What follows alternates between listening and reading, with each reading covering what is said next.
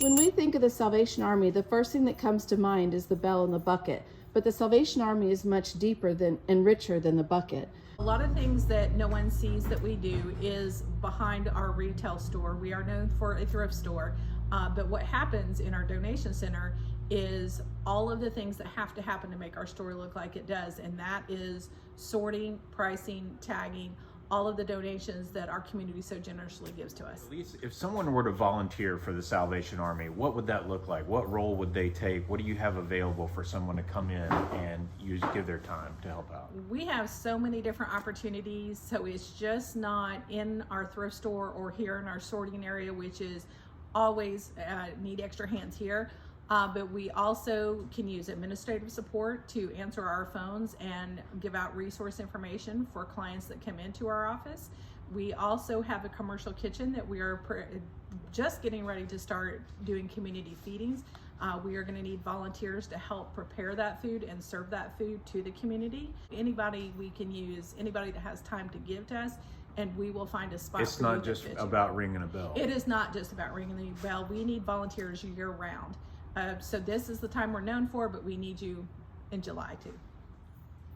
So Elise, you talk about the feeding aspects of Salvation Army, and you talked a little bit earlier about doing some feeding during a natural disaster over in Valdosta, and you mentioned an incredible story. Will you tell us a little bit about the time that you were able to really meet somebody's need right there on their front porch? Absolutely. We were deployed to Valdosta after Hurricane Idalia. We were doing feedings, and I was on my way to a location I was supposed to be going, and was led to make a detour and came up on a lady sitting on her front porch with her two grandchildren, stopped and gave them food. The story is that she had just lost a grandchild from a violent crime. The child was 14 years old. So we prayed with her and gave them food. And they were so grateful and surprised because that's not where I was supposed to be, but that's where I was led to go.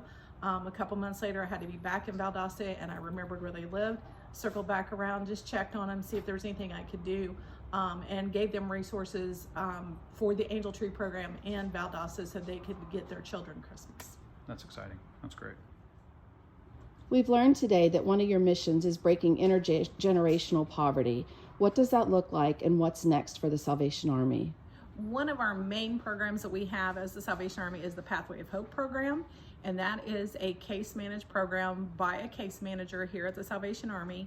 We currently have 10 families in the program, and it is a program that teaches life skills to move from not being self-sustaining to self-sustaining, and that can be everything from education to budgeting to learning how to write a resume, do an interview, and we're going to be working on doing culinary training classes for these families, and the goal is to not just change the parents' outlook and help them move from not being self-sustaining to being self-sustaining, but to also teach those skills to their children so it changes the next generation.